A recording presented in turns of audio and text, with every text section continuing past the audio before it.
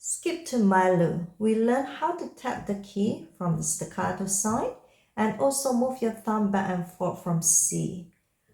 First one, we skip on the line which is E, C, E, G. Next one, we'll skip from the space which is D, B, D, F. Ready, set, go.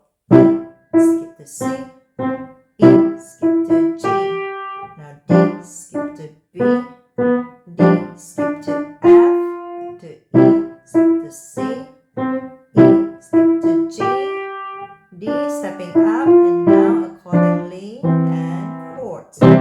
When you play with the accompaniment, you play higher.